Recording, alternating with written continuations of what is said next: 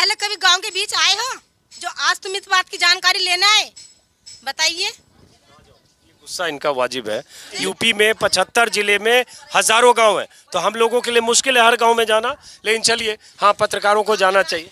5 साल है आपके पास घूमने के लिए, ये थोड़ी कि तुम अभी 1 महीने का टाइम देके आए, 1 महीने में 75 गांव पूरे करोगे? बताओ। अरे आप भी गुस्सा हो गए। आप पहले तो इसको आपने कह दिया माइक को हमारे क्या हुक्का दिया, माइक को हमारे क्या हुक्का। अब आप फिर गुस्सा करो। सरकार हमें नहीं देती, हम पत्रकार है, रिपोर्टर। देखिए, आप क्या सोचते हैं, मुझे फर्क ही नहीं पड़ता। कहते हैं राज ठाकरे को एहसास हो गया कि चुनाव में खुद चुनाव लड़ने से फायदा नहीं होगा, सीटें इतनी मिलेगी नहीं, 5 पार्टियों के बीच कहीं फंसे होंगे, इसलिए आपने विड्रॉ कर लिया। यह आपका परसेप्शन है और सोचने की कमजोरी है, उसका मैं और क्या बोल सकता हूं। और सोचने की कमजोरी है, उसका मैं और क्या बोल सकता हूं।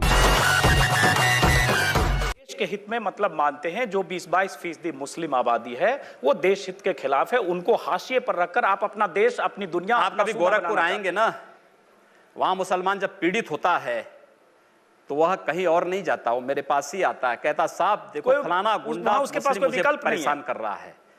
और उत्तर प्रदेश सरकार से भी जो पीड़ित होता है तो भी मेरे पास ही आता है, कहीं और नहीं जाता है।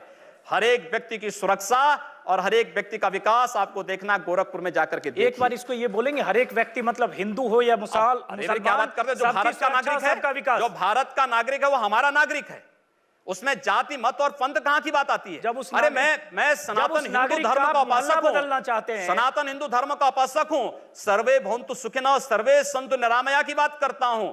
मैं किसी मत और मजहब का विरोधी नहीं, लेकिन जो भारत का विरोधी है मैं उसका विरोधी हूं सर। वो कोई भी हो, मैं उसका विरोधी हूं।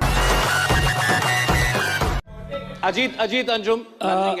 ओवैसी साहब, अभी आपने वाजपेयी जी को कहा, मैं यहाँ हूँ, अभी आपने वाजपेयी जी को कहा कि यूपी में इनकी जुगलबंदी है समाजवादी पार्टी से। आप पर ये इल्जाम है कि आपकी और बीजेपी की जुगलबंदी है, और आपकी ये बीजेपी से अंडरस्टैंडिंग है कि बिहार में जब चुनाव था, किशनगंज इलाके में जहां आपका वोट शेयर 1% भी नहीं था, वहां आपने पहले 35-40 सीटों पर लड़ने का ऐलान किया, 6 पर लड़े, जमानत जब्त हुई, बुरी तरह औंधे मुंह गिरे। अब आप यूपी में जा रहे हैं, कहा जा रहा है कि आप मायावती के साथ जा सकते हैं, कहा जा रहा है कुछ कांग्रेस के साथ अंडरस्टैंडिंग हो सकती है। ये सब इसलिए क्योंकि मुस्लिम वोट का पोलराइजेशन हो और उससे बीजेपी को फायदा हो। आपके विरोधी आप पर यही इल्जाम लगाते हैं। अंजुम साहब, ये आपका सवाल है, ऑब्जर्वेशन है? नहीं, इल्जाम लगाते हैं आपके विरोधी, यही मैं पूछ रहा हूं। ठीक है, मुझे ये बताइए कि 280 सीट पर मोदी कामयाब हो गए मेरी वजह से, हरियाणा में कामयाब हो गए मेरी वजह से, दिल्ली में आप कामयाब होगी मेरी वजह से, जम्मू एंड कश्मीर में जीत गए मेरी वजह से। सर, आप से उम्मीद नहीं थी। अच्छा सुनिए सर, एक मिनट सुधांशु जी, हम बहुत पास में नहीं, मैं थोड़ा प्रेजेंट में रहना चाहता हूँ। पवन खेड़ा आपके पास भी आऊंगा।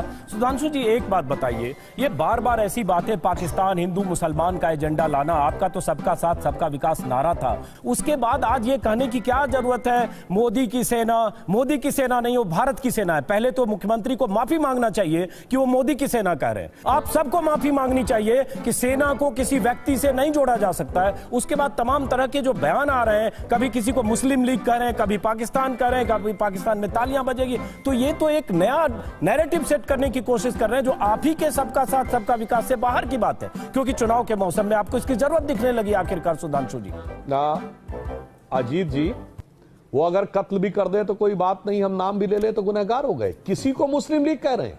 अरे ये ऑल इंडिया मुस्लिम यूनियन मुस्लिम लीग है कि नहीं, जिसके साथ मिलकर इन्होंने सरकार चलाई है केरल में। और अजीत अंजुम जी, ये मुस्लिम हिंदू पाकिस्तान वर्ड किसने प्रयोग किया था? हमने या कांग्रेस के नेता ने?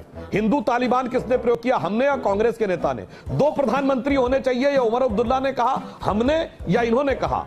आपसा क्यों हटाना चाहिए? 3 कारणों से: अपहरण, यौन उत्पीड़न और अत्याचार यदि आर्मी करे। इसका मतलब एक प्रकार से आप कह रहे हैं कि आर्मी ये 3 चीजें कर। बांग्लादेश किसने तोड़ा था? फिर आप पहले इंदिरा गांधी ने तोड़ा था, हमने यही सुना है ना। लेकिन इंदिरा की सेना, जनरल जे भारत की सेना, भारत की सेना, भारत की सेना, इंदिरा गांधी प्रधानमंत्री थी, भारत की सेना थी ना। तो ये किसने तोड़ा था? भारत की सेना, इंदिरा गांधी प्रधानमंत्री। इतना अजीत अंजुम जी, आज की पीढ़ी को नाम ही नहीं पता होगा कौन कौन से जनरल थे उस। चलिए,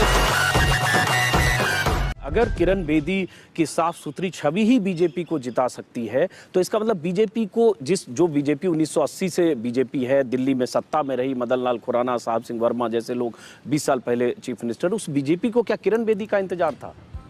देखिए, मैंने ऐसा नहीं कहा कि किरण बेदी की साफ सुथरी छवि ही जीता पाएगी। इसका फायदा है, ऐसा कहा है, जीत अपने आप में काफी चीजों को मिलाकर बनती है। उसमें एक फैक्टर किरण बेदी जी की अच्छी इमेज भी है। तो किरण बेदी की अच्छी अगर इमेज है अमित शाह जी, तो कहा जा रहा है कि जिस ढंग से किरण बेदी को एक तरह से पैरा ड्रॉपिंग हुई या पैरासूट की तरह सीधे उतारा गया पार्टी मुख्यालय में, बहुत सारे जो दिल्ली के नेता हैं उनको भी भनक नहीं थी। अरुण जेटली, अमित शाह और प्रधानमंत्री नरेंद्र मोदी, इन 3 लोगों ने तय किया और सीधे उनको उम्मीदवार।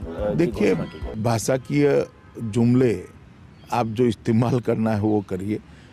नया कार्यकर्ता जब भी जुड़ता है इसी तरह से जुड़ता है। लेकिन ये सच नहीं है कि बीजेपी में बहुत सारे लोग जिन्होंने 20 साल, 30 साल, 25 साल काम किया, हर्षवर्धन जैसे लोग जो पिछली बार, बहुत सारे लोग हैं ना ऐसे 30 साल, तो इसमें से एक ही बनता, बाकी का तो प्रॉब्लम वैसे भी रहता।